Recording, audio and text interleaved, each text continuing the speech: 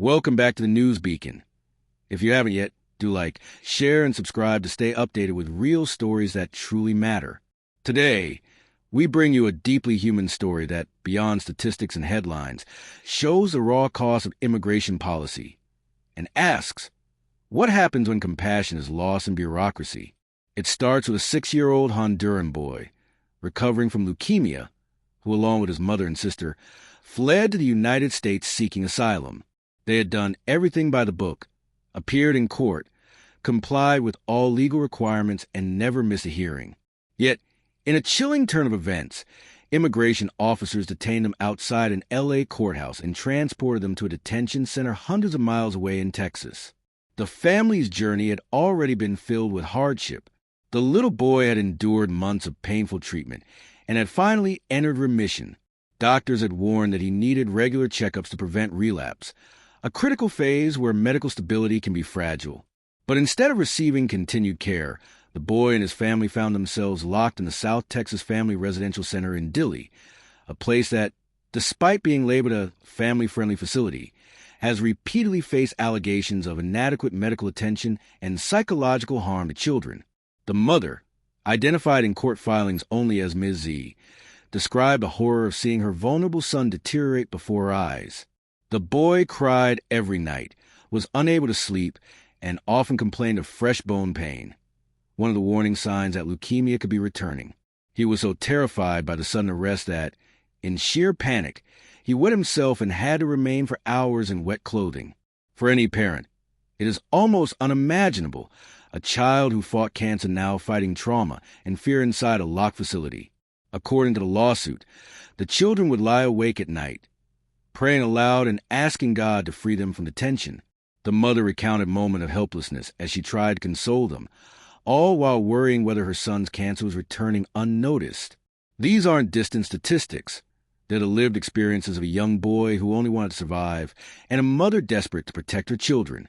Officials from ICE, Immigration and Customs Enforcement, and the Department of Homeland Security defended the detention by saying emergency medical care was available at the facility and claimed the child's treatment hadn't been interrupted. But the lawsuit challenges this, arguing that even if treatment is theoretically available, the mental and emotional harm caused by detention itself can endanger a child recovering from cancer. The trauma, stress, and disruption could very well undo months of fragile recovery. What's more, legal experts point out the family had already complied with the law. They attended every hearing and never posed a flight risk. So why the sudden detention?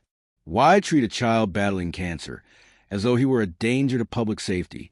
This is where policy collides with humanity, and the human cost becomes painfully clear.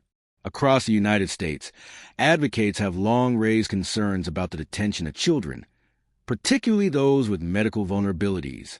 Medical groups, including the American Academy of Pediatrics, have warned that even short periods of detention can cause lasting harm to children's health and psychological well-being. For a child with leukemia, the stakes are even higher. Regular monitoring isn't just a formality, it's potentially life-saving. The boy's family, now represented by lawyers from the National Immigrant Justice Center, are seeking immediate release so that he can resume specialized follow-up care outside detention.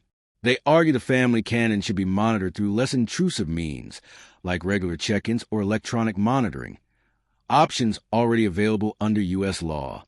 But beyond the court filings and legal language lies a deeply human question.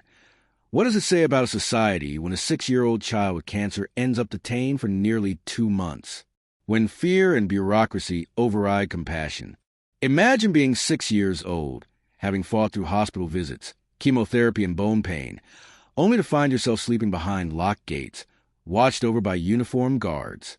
Imagine the fear when you wake up at night, not in your bed at home, but in a cell-like room, your mother powerless to promise your freedom. And imagine your mother's heartbreak, knowing the stress alone could bring the cancer back. In her statement, Ms. Z spoke of nights spent comforting her sobbing children, of silently crying herself when they finally fell asleep, of feeling trapped between protecting her son's health and following the asylum process she believed would keep them safe. They are innocent children, she told reporters, her voice breaking. All I want is for them to be safe and healthy. While ICE insists it provides timely access to medical care, the reality described by families and advocates paints a very different picture. Delays, inadequate facilities, and staff unprepared to handle complex cases like pediatric cancer. Even if some care is provided, the psychological environment itself, a fenced, guarded facility far from home, is enough to harm children's mental health. Now, with a lawsuit filed, the courts must decide whether the family should be immediately released and whether immigration enforcement can be balanced with basic human dignity. The outcome could set a precedent for countless other families with medically vulnerable children. At its heart, this isn't only a legal story, it's a moral one. It forces us to ask, are we willing to accept a system where the most defenseless, sick children fleeing violence become collateral damage? Do we truly value life and health over rigid enforcement? As you listen to this, remember, behind the word detainee is a child who once celebrated finishing chemotherapy, a mother who once dared to hope for safety, and a family now trapped in a system where compassion often feels like an afterthought. So, what do you think? Should medically fragile children ever be detained? Or must compassion guide us, especially when the stakes are life and death? If you believe stories like this matter, don't forget to share, and subscribe to the News Beacon, where we go beyond the headlines to the human truth. Thank you for listening. And until next time, stay informed, stay kind, and stay human.